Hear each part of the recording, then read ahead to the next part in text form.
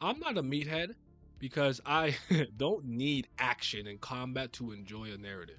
Whether I'm playing, watching, or reading something, I don't need it. I like action, I like combat, combat's great, but I don't require it to enjoy myself. However, if you are going to implement this stuff into your narrative, I expect you to do it competently. So if you have an energy or magic system a la Shinsu, I want it to have internal consistency and I want it to progress in a way that makes sense as the characters grow throughout the story. I have an issue with how some of you address certain combat related things in Tower of God and try to dismiss power scaling. This is a series where most conflict is solved by fighting each other. The stronger person is right. Might makes right. So for you to try to dismiss it is very disingenuous and you're absolutely ignoring a huge part of the series. Y'all try to pass it off occasionally as, oh, I like lore and I like, world building. And if you know anything about storytelling, you know that if your series has a magic system and combat in it, it ties into character, it ties into lore, and into world building. But we're not here for that today. What I'm going to talk to you about is why this clash with Urek and Bam is single handedly the worst scene in Tower of God.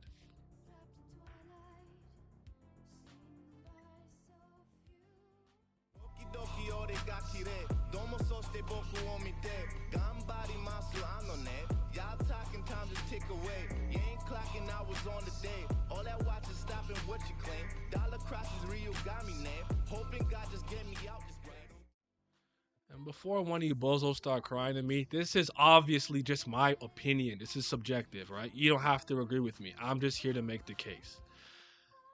I think power scaling is very important, and in this series, I think it's a little wonky. You can go check out my videos on power scaling and Tower God to get my opinion on it. I don't think it's perfect, I don't think it's the worst, but there's some issues here. And when I think about how powerful Urek truly is, and some of the characters that we've seen in terms of durability, unable to be hurt and scratched easily, like Caliban, and Bam's massive growth rate, especially after the hidden floor, I'm actually disgusted by this scene. If Urek and Bam clashed now, literally today, this is the outcome I would expect. Still, not even Bam doing anything crazy, just a mere scratch. For him to do that as an E rank regular when he did it, I think is completely nonsensical in retrospect, in hindsight, when you look back. Now, I want to make it clear that I understand the implications of this moment and seeing it, what it's supposed to mean. I just don't think it hits when you kind of see the progression Bam makes. This is supposed to showcase Bam's potential and his ceiling. This isn't a regular Urek, number 4 in the tower, one of the strongest beings, just like Bam. This is the first time you've seen Bam actually pretty much interact with somebody who can ignore the rules of the tower just the way he can. But Bam is way too weak here to actually wound Urek as an E rank regular. It's actually disgusting, especially when you start to see all the things and accomplishment and feats that Bam starts to do later on.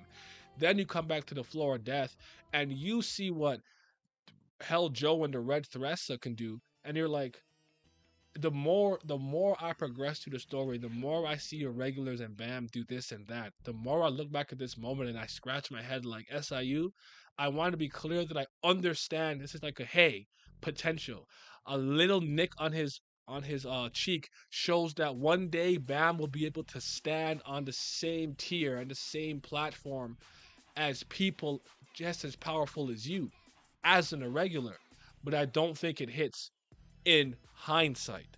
I actually didn't really have a problem with that scene in the moment. It's just the further I go, the further I look back and go, huh? This is not very good.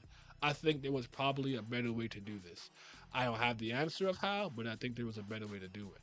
I would have wished or liked to have this clash happen maybe a little bit later. At the very least, post Data Jihad, where I would have been a lot more accepting of it. I don't know how many of you agree with me.